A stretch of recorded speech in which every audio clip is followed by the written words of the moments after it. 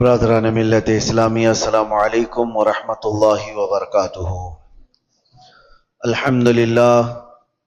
الحمدللہ وکفى وسلام علی حبیبہ المصطفى، اما بعد فاعوذ باللہ من الشیطان الرجیم، بسم اللہ الرحمن الرحیم۔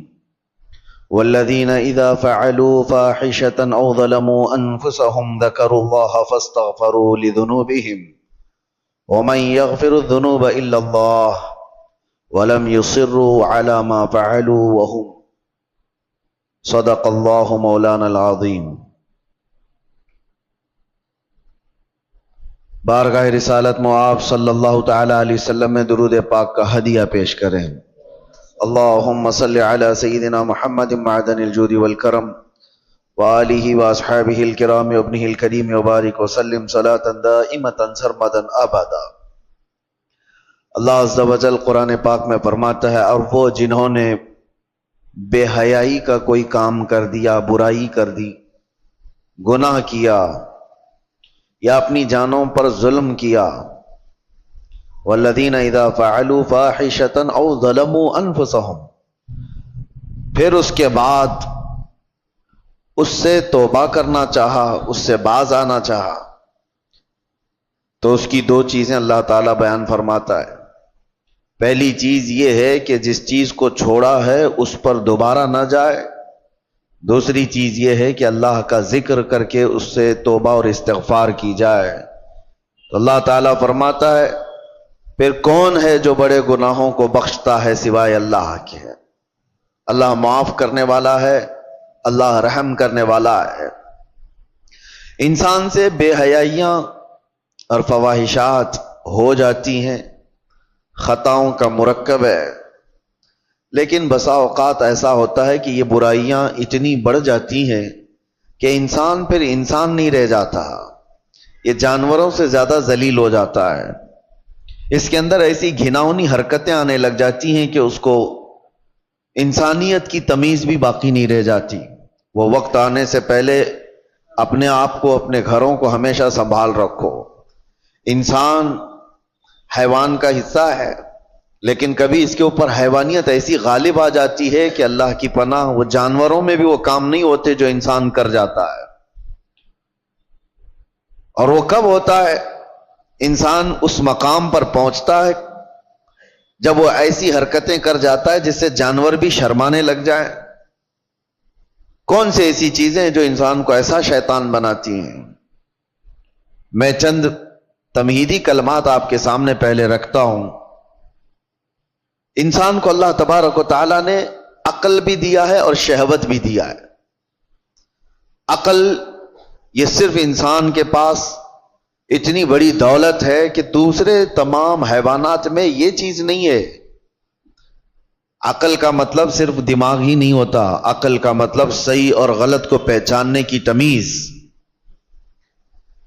اور شہوت جس سے انسان کو برائیوں کی خواہشات ہوتی ہیں۔ جانوروں میں شہوت رکھی گئی ہے، عقل نہیں، اور فرشتوں میں عقل ہے، شہوت نہیں۔ اور انسان میں دونوں چیزیں ہیں، عقل بھی ہے، شہوت بھی ہے۔ اسی لیے فرمایا گیا کہ کوئی انسان اپنی شہوت ہوتے ہوئے بھی، شہوت اس کے پاس ہے پھر بھی بچ رہا ہے، تو وہ فرشتوں سے افضل انسان ہے۔ اس لیے کہ فرشتے گناہوں سے اس لیے بچے ہیں کہ ان کو شہوت ہی نہیں، گناہ کرنے کی سوچ ہی ان کے پاس نہیں۔ اور انسان اگر اپنے آپ کو بچاتا ہے تو فرشتوں سے افضل ہے۔ لیکن ساتھ میں یہ بھی بتایا گیا کہ عقل ہونے کے باوجود انسان برائیوں سے نہیں بچتا تو پھر وہ غلیظ جانوروں سے بھی زیادہ بدتر ہے۔ جانور اس لیے نہیں بچ پاتا کہ اسے صحیح اور غلط کی تمیز نہیں ہے۔ جانور بڑے تھوڑے سے ہو جائیں تو ان میں ماں باپ کا رشتہ نہیں ہوتا، بھائی بہن کا رشتہ نہیں ہوتا۔ بچے بڑے ہو جانے کے بعد وہ ماں سے، بہنوں سے ایسا کوئی رشتہ نہیں ہے جس کے ہاں حدود ہیں۔ اس لیے جانوروں کے ہاں وہ کوئی بات ہی نہیں رہ جاتی۔ لیکن انسان کو اللہ تعالیٰ نے عقل دیا ہے، تمیز دیا ہے اور حدود بیان کیا ہے۔ اگر وہ عقل کا استعمال نہ کرتے ہوئے ان بے حیائیوں میں اپنے آپ کو مبتلا کرتا ہے تو وہ جانور سے زیادہ ذلیل ہے۔ اب ہمیں خود کو معلوم کر لینا چاہیے کہ ہم کون سی کیٹیگری میں آتے ہیں، شہوت کے غلام ہیں یا پھر عقل کا استعمال کر کے گناہوں سے بچنے والے لوگ۔ مجھے بڑی تکلیف ہو رہی ہے، میں تو سفر میں تھا، آج اتفاقاً آپ کے ہاں حاضر آ گیا، لیکن کیا یہ ہاشمی مسجد کے جمعہ کا منظر ہے جو 1:30 بجے 2 صف بھی نہ ہوتی ہو؟ کیا یہ وہی مسجد ہے جہاں پر 12:30 بجے قدم رکھنے کی جگہ نہ ہوتی ہو؟ کیا ہو گیا ہے لوگوں کو؟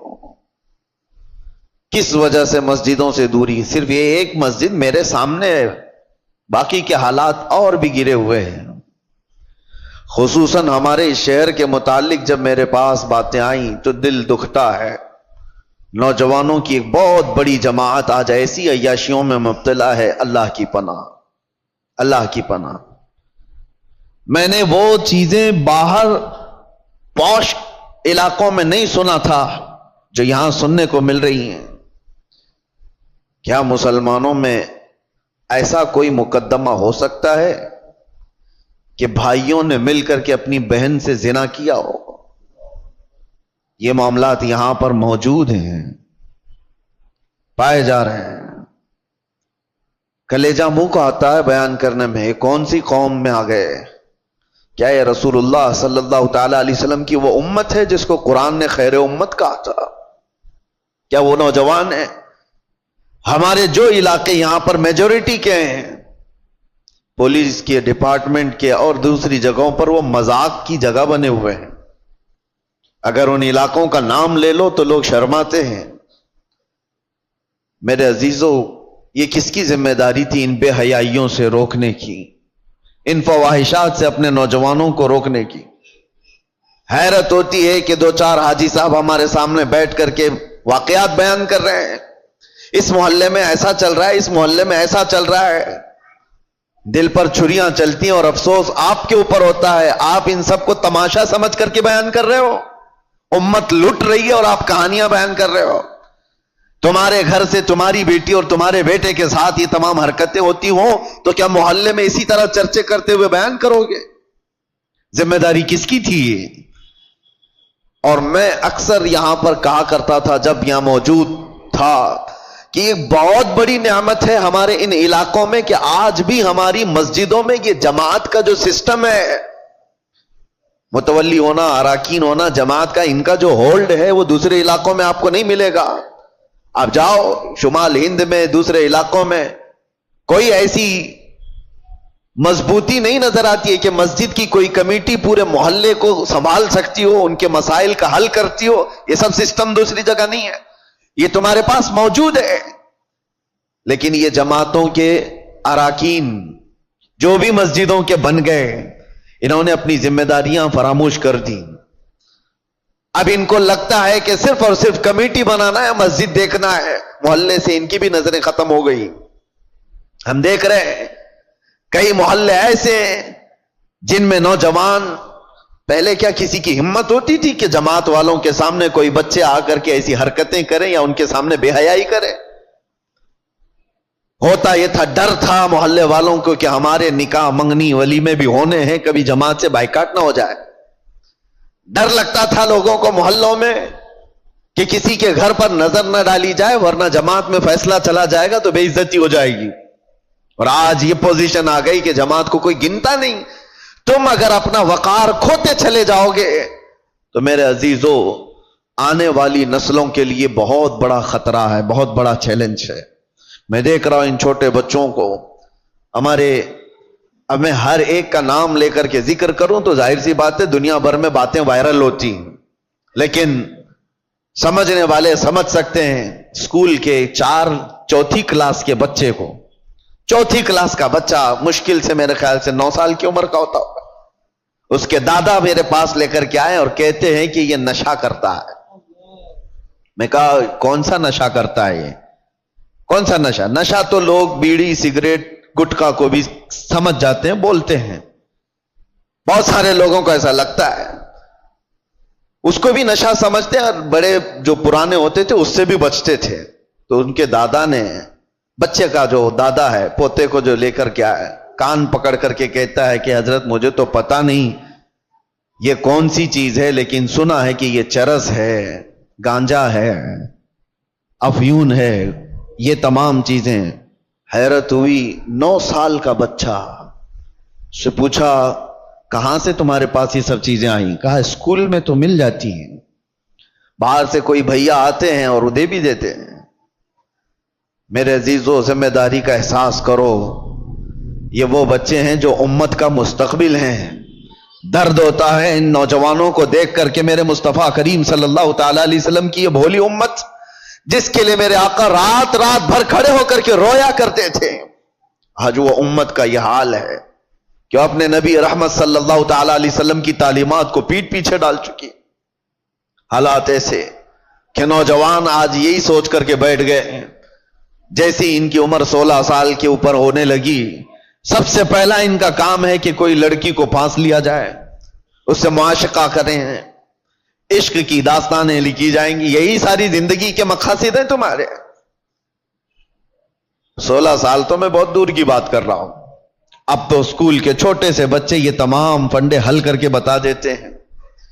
فیس بک, انسٹا, یہ تمام چیزیں چھوٹے چھوٹے بچوں کے ہاتھوں میں موجود ہے, اور وہ پرانے زمانے کے بوڑھوں سے زیادہ جانتے ہیں. بے حیائیوں کا دور آ گیا. اب مجھے وہ حدیث یاد آتی ہے, ابھی جسٹ مسجد میں آتے ہوئے قبرستان کے پاس سے گزر رہا تھا, دماغ میں یہ ساری باتیں گھوم رہی تھی, جب کسی نے آ کر کے مجھ سے یہ کہا کہ یہاں وہ معاملہ بھی ہے کہ بھائیوں نے بہن کے ساتھ زنا کیا ہے. قبرستان دیکھتے ہوئے مجھے میرے مصطفیٰ کی وہ بات یاد آئی. اللہ کے نبی صلی اللہ تعالی علیہ وسلم نے ارشاد فرمایا تھا, ایک دور تم پر ایسا آئے گا کہ تم قبرستان کے پاس سے گزرو گے تو تمہیں یہ خیال آئے گا کاش میں اس میں ہوتا تو زیادہ اچھا ہوتا, کیونکہ جو جا چکے, جو دفن ہو چکے, وہ بہت سارے فتنوں سے محفوظ ہو گئے ہیں. ہمارا حال ہے ابھی مقابلے کا, ہمیں یہ چیلنجز کا مقابلہ کرنا ہے. گناہوں کا ایسا دور دورہ ہے, کس سے کہا جائے. کبھی اس بات کا بھی ڈر لگتا ہے کہ پوری جماعت امت مسلمہ کو اپنے ٹارگٹ پر رکھی ہوئی ہیں. تمہیں کیا نہیں پتا, آج نہیں دیکھتے ہو کہ اس صبح سے شام تک سوشل میڈیا بھرا ہوا دکھتا ہے, اسلام کو گالیاں دینے والوں کی ایک انبار ہے. نبی پاک صلی اللہ تعالی علیہ وسلم پر نشانے نہیں بنائے جاتے. آج ٹی وی کھولو, کسی چینل کو دیکھو تو اسلام کا مذاق اڑانے والے کتے بیٹھے ہوئے ہوتے ہیں, بھونک رہے ہوتے ہیں. قرآن کی آیتوں پر ڈسکشن چل رہا ہے, اذان کو لے کر مسائل اٹھائے جا رہے ہیں, کلمے پر بات آ گئی, تمہیں سب پتا ہے. اور ان حالات میں جب گھر کو آگ لگی ہوئی ہے, نوجوان بچے عیاشیوں میں مبتلا ہیں, یہ لڑکیوں کو پھنسانے میں مبتلا ہے, فیس بک چیٹ کرتے ہوئے پوری راتیں گزارنے میں مصروف ہیں. اور ان حالات کا کون ذمہ دار ہے؟ میرے عزیزوں, صرف ہماری تقریریں نہیں, امت کا اپنا اپنا حصہ اسے ادا کرنا ہوگا. جو جس چیز کا ذمہ دار ہے وہ ذمہ داری نہیں ادا کرے گا تو قیامت کے دن سوال ہوگا. کلکم راعٍ وکلکم مسئول عن رعیتہ. میرے آقا نے فرمایا تم میں سے ہر ایک نگہبان ہے اپنے نیچے والوں کا. قیامت کے دن تم سے سوال ہوگا تمہارے نیچے والے بگڑے کیوں تھے, تم سے جو ماتحت تھے وہ بگڑے کیوں تھے. باپ سے اس کے اولاد کے بارے میں پوچھا جائے گا, استاد سے اس کے شاگردوں کے بارے میں پوچھا جائے گا, محلے کے بڑے ذمہ دار سے اس کے محلے والوں کے بارے میں پوچھا جائے گا تمہارے یہ آس پاس رہنے والے بگڑے کیوں تھے. یہاں ذمہ داری کا احساس کرو. اب تو یہ بھی ڈر لگنے لگا, پہلے کا وہ سنہرا ماحول تھا, ہم کسی محلے سے گزرتے تھے تو اصلاح کرنے والوں کی ایک بڑی جماعت نظر آتی تھی, نماز جانے والوں کی ایک بڑی جماعت نظر آتی تھی, ٹوپیوں والے, نئے نئے نوجوان داڑھیوں والے بھی نظر آتے تھے. آج خال خال ہے. ہو سکتا ہے میری یہ باتیں کچھ کو لوگوں کو بری لگ رہی ہوں گی. تبلیغ کرنے والے بہت سارے مبلغین بھی بنتے تھے, اپنوں میں سے ہی تو بنتے تھے مبلغین, وہ کہاں چلے گئے؟ انہوں نے بھی اپنا سیف زون بنا لیا, کہ ہم اپنے حلقے میں رہیں گے، باقی دنیا جائے بھاڑ میں، مر رہی ہے قوم تو جائے، اس کو کون دیکھے۔ وہ اصلاح کا شعبہ بھی چھوڑ دیا گیا ہے، اور اب تو اصلاح کرنے والے ہمارے محلے سے بھی نہیں گزر رہے ہیں۔ اب سنو حدیث، میرے آقا صلی اللہ علیہ وسلم نے فرمایا تھا، اسی زمانے کے لیے شاید، حضور فرماتے ہیں ایک وقت ایسا بھی آئے گا کہ جو اصلاح کی بات کرے گا، جو ایمان کی بات کرے گا، لوگ اس کو اتنی تعجب سے دیکھیں گے جیسے چور کو دیکھا جاتا ہے۔ داڑھی والے کو، ٹوپی والے کو، اصلاح کی بات کرنے والے کو، حضور فرماتے ہیں جیسے زنا کرنے والے کو عیب سے لوگ دیکھتے ہوں گے، تانا دیں گے، اسی طرح سے ایک وقت ایسا آئے گا کہ مومن کو تانا دیا جائے گا، یہ دیکھو یہ مسلمان ہے، یہ دیکھو یہ ٹوپی والا ہے، یہ داڑھی والا ہے۔ وہ دور آئے گا، بلکہ میں سمجھتا ہوں اس دور میں ہم جی رہے ہیں۔ لوگ آج کیوں اپنے آپ کو ماڈرن اور اپنے آپ کو سیکولر بننے کی کوشش کر رہے ہیں؟ کیوں؟ اس لیے کہ وہ ان تانوں سے گھبرا رہے ہیں، ڈر رہے ہیں۔ میں محلے میں کھڑے ہو کر کے اگر کسی کی اصلاح کی بات کروں گا تو لوگ میرا پچھلا نکال دیں گے، مجھے بھی بولیں گے جمعہ 8 دن ہو گئے ابھی حج کو چلا تو۔ یہ سارے تانے تو سننے پڑیں گے میرے عزیزوں۔ کیا وہ صحابہ اکرام رضوان اللہ تعالی علیہ مجمعین نے اتنے بڑے مشن کو نہیں اٹھایا تھا جن کے پرانے حالات یہ تھے؟ حضرت انس رضی اللہ تعالیٰ عنہ فرماتے ہیں، مجھے جب یہ حدیث پڑھتا ہوں تو رونگٹے کھڑے ہو جاتے ہیں۔ عشق اور محبت کہتے کسے ہیں؟ حضرت انس کہتے ہیں شراب ابھی حرام نہیں ہوئی تھی، مدینے میں لوگ شراب پیتے تھے، سب دھیرے دھیرے شراب حرام کی گئی ہے۔ ایک وقت ایسا آیا تھا کہ شام کا وقت تھا، قہبہ خانے جہاں پر شراب بکتی تھی لوگ آ کر کے بیٹھ کر کے پیتے تھے جیسے ہوٹل ہوتے ہیں۔ حضرت انس کہتے میں شراب لوگوں کو پیالوں میں بھر کر دیا کرتا تھا۔ اچانک مدینے کی گلیوں میں آواز آئی، کوئی ڈنڈورچی اعلان کر رہا تھا، یا ایھا المسلمون قال رسول اللہ صلی اللہ علیہ وسلم حرمت الخمر، اے مسلمانوں اللہ کے نبی نے فرمایا شراب حرام ہو گئی۔ اعلان کانوں میں سنا، حضرت انس کہتے میرے ہاتھ سے پیالی گر گئی۔ 50 سال 60 سال پرانی شراب وہ لوگ جمع کر کے رکھتے تھے، ایسے نہیں نئی نئی شراب، 50 سال پرانی مٹکوں میں جمع کی ہوئی شراب ہوتی تھی ان کی پینے والی، اس پہ فخر کرتے تھے۔ حضرت انس کہتے میں نے تو پیالی چھوٹ گئی، لوگ جو بیٹھے ہوئے تھے کوئی اپنے منہ سے لبوں تک لگایا ہوا تھا وہیں سے اس نے پٹک دیا، آواز آئی وہیں سے پھینک دیا کہ اللہ کے نبی نے فرمایا حرام ہو گئی، پٹک دیا۔ میں سوچتا ہوں کبھی پڑھتا ہوں تو رونگٹے کھڑے ہوتے ہیں، کیا صحابہ میں یہ فرما برداری کا جذبہ تھا؟ ان کے کانوں میں صرف بات پڑی، وہ بھی ڈائریکٹ رسول اللہ کی نہیں، کوئی اعلان کرنے والا بیان کر رہا ہے۔ وہ یہ سوچ تو سکتے تھے کہ ابھی قانون آیا ہے، امپلیمنٹ ہونے میں ٹائم لگ سکتا ہے، آج کا تو پی لیں، کل جا کر کے حضور سے بات کر لیں گے کہ صحیح میں حرام ہوئی یا نہیں، کنفرمیشن کے بعد چھوڑ دیں گے۔ نہیں، صرف کسی ایک مسلمان کی آواز آئی کہ اللہ کے نبی نے فرمایا، وہ صحابہ نے توڑ دیا مٹکے، 50 سال پرانے۔ حضرت انس کہتے رات ہوتے ہوتے مدینے کی ساری نالیاں شراب سے بہ رہی تھی، جن کے ہاں جو جو جمع رکھا تھا سب اٹھا کر کے پھینک دیا۔ یہ امت تھی میرے مصطفیٰ کی، یہ وہ صحابہ کی فرمانبرداری تھی۔ اس کو کہتے ہیں عشق، اس کو کہتے ہیں محبت۔ کانوں میں بات پڑ جائے اپنے آقا کی تو چھوڑ دے بندہ اس چیز کو۔ کیا آپ تب کو یہ نہیں پتا ہے کہ گناہوں کے اڈوں پر جانے کی اجازت اسلام نہیں دیتا؟ میرے آقا صلی اللہ تعالی علیہ وسلم نے شراب حرام کی ہے، نشہ حرام ہے، تو وہ نوجوان کیسے آج نشہ کو چھوتا ہے، اپنے نبی سے محبت کی دعوے کرتا ہے؟ محبت ہے ہی نہیں، عشق کی بات ہی نہیں۔ رائی کے دانے کے برابر بھی اگر دلوں کے اندر ایمان ہو، میرے آقا سے محبت ہو تو آ جاؤ، باز آ جاؤ میرے عزیزو۔ اے نوجوانوں، وقت بہت تیزی سے ڈھل رہا ہے، آپ کو پتہ بھی نہیں۔ آج میں اس مقام پر آپ کے سامنے کھڑا ہوں، آپ کو اندازہ ہے مجھے تو کچھ نیا نہیں لگتا، لیکن 10 سال کے بعد ہم یہاں کھڑے ہیں، 10 سال گزر چکے۔ میں پیچھے پلٹ کر کے دیکھتا ہوں تو سوچتا ہوں کیا ایک عشرہ، ایک دہائی گزر گئی ہماری زندگی کی، 10 سال کے بعد اس مسئلے پہ پھر آئے۔ یہ 10 سال کا عرصہ اتنی تیزی سے گزر رہا ہے تو یاد رکھو موت بہت تیزی سے تمہارے قریب آ رہی ہے، بہت تیزی سے۔ اور حضور پاک صلی اللہ تعالی علیہ وسلم کی وہ حدیث بھی میں آپ کو سناؤں، قیامت کے قریب ایسے حالات ہوں گے کہ بچے جوان نظر آئیں گے اور جوان بوڑھے نظر آئیں گے۔ کیا آج نہیں معلوم آپ کو؟ بچوں کے اندر جو حرکتیں ہیں وہ جوانوں سے کی جیسی ہیں۔ 6 سال کے 7 سال کے بچے بالغ لوگوں کی باتیں کرتے ہیں، جوانی ابھی سے آئی ہوئی لگتی ہے، اور جوانوں کو دیکھو یہ سب ٹوٹے بکھرے ہوئے، ارے 20 سال 22 سال کی عمر میں سفید بال، اور یہ بوڑھے لگنے لگ گئے۔ ان کی زندگیاں 30 سال کو جاتے جاتے ریٹائرڈ ہو گئیں، گھروں کے حالات خراب ہو گئے۔ کتنے ایسے ہیں؟ ارے جوانی کس کو کہا جاتا تھا پتہ ہے؟ 40 سال کے بعد جوانی شروع ہوتی، جس کو مضبوط جوانی کہا جاتا۔ آج 40 سال میں بوڑھا ہے آدمی، بوڑھا ہے۔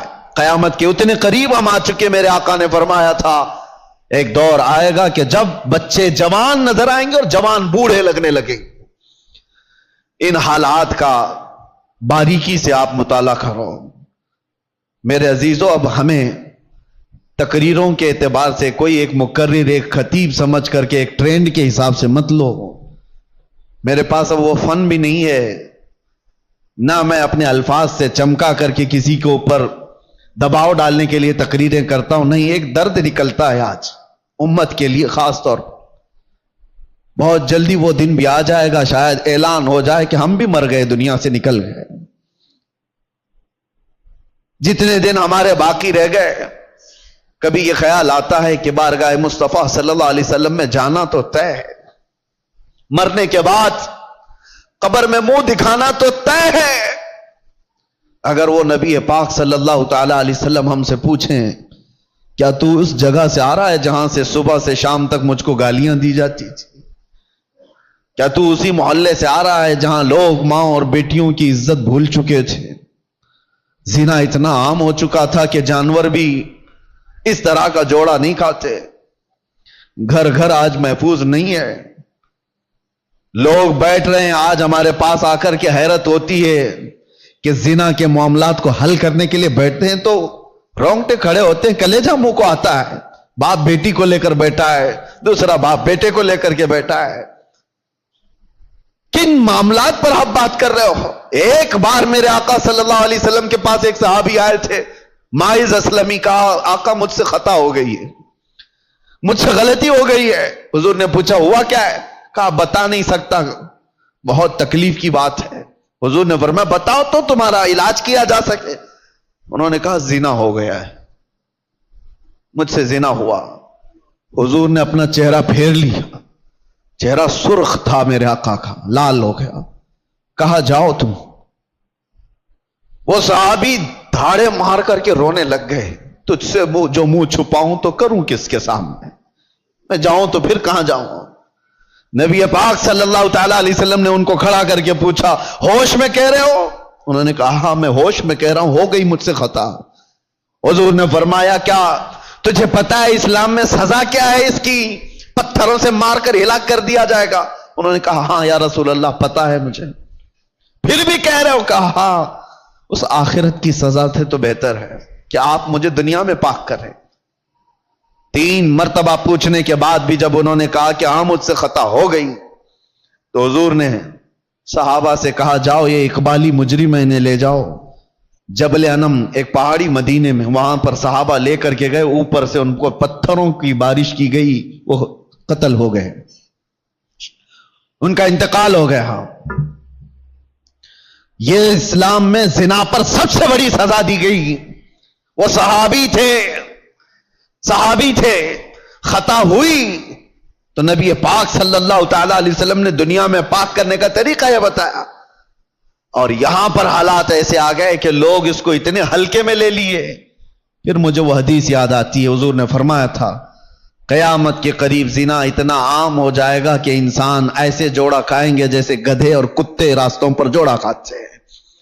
ان کے درمیان یہ سب کامن سی چیز ہو گئی، نارمل بن گیا ہے، لوگ بیٹھ کر کے حل کر رہے ہیں، ہمیں تو رونگٹے کھڑے ہوتے ہیں किन चीजों की ये बातें लेकर बैठे हैं बेटे और बेटियों की कि ये इस तरह की हरकतें करते थे।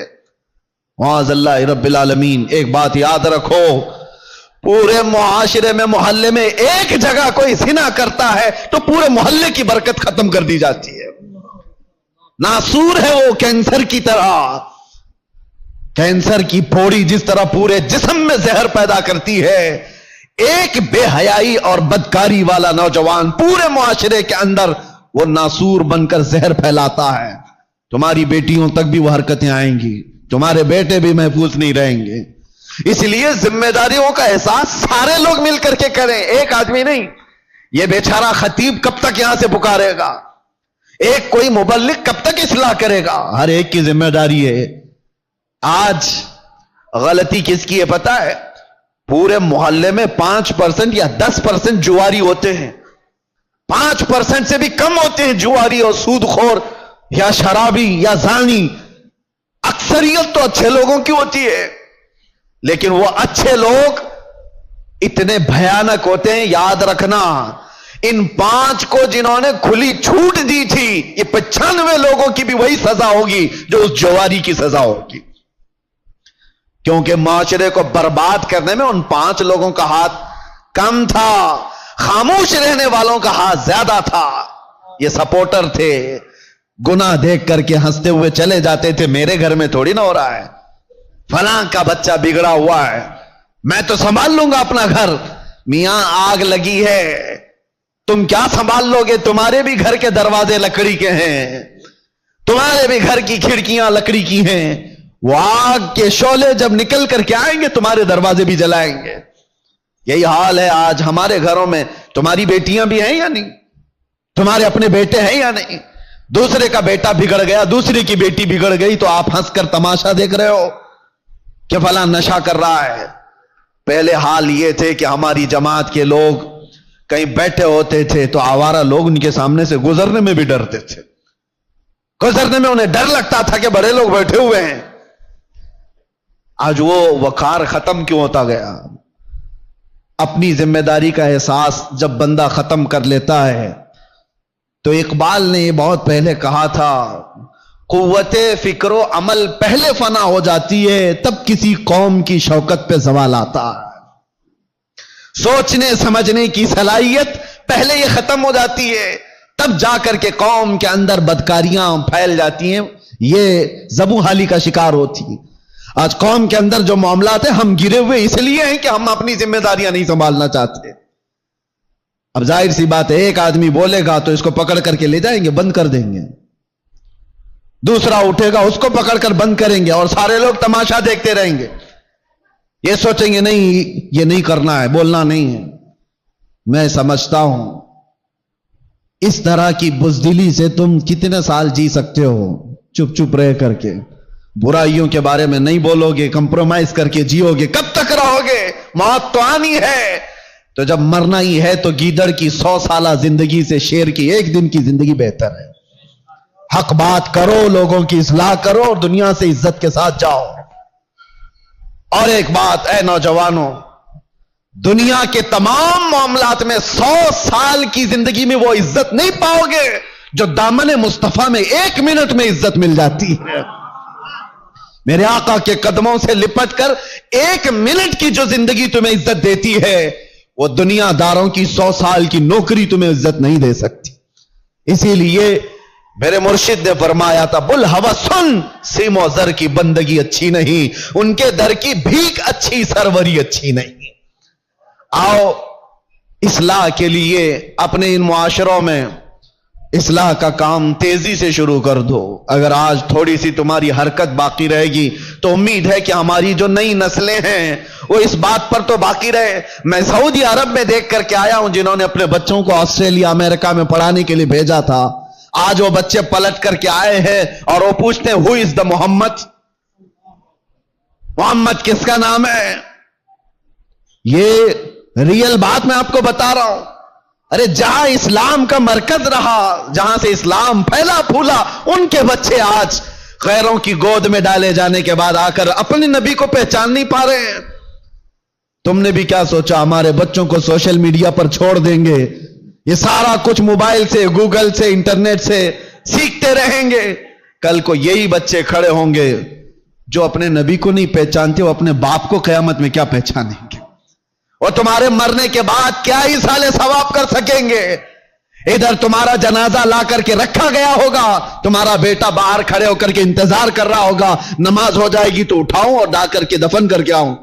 اسے توفیق بھی نہیں ہوگی کہ وہ تمہارے لیے جنازے کی نماز پڑھ سکے. کیوں ایسے معاشرے میں جینے کی ضرورت ہے؟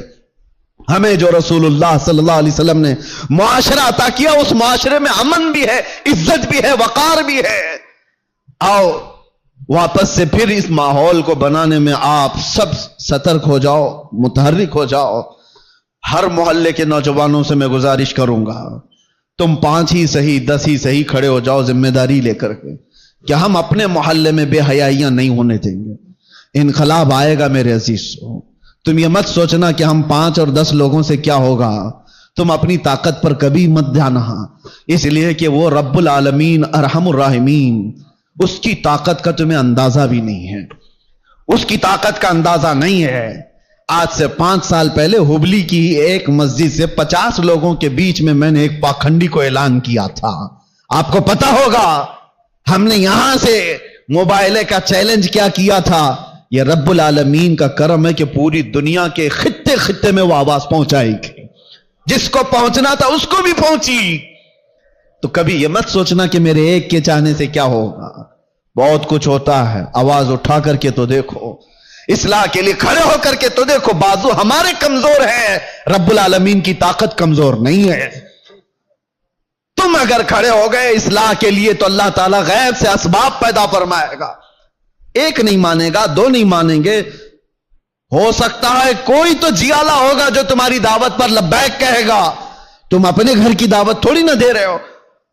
اگر 5 نوجوان کھڑے ہو گئے ہر محلے سے اور وہ دوسرے بچوں کی اصلاح کے لیے کوشش کرتے رہے، خدارا کبھی یہ مت کہنا کہ ہماری ٹیم میں آ جاؤ، ہماری ٹیم میں آ جاؤ، ہماری تنظیم میں آ جاؤ.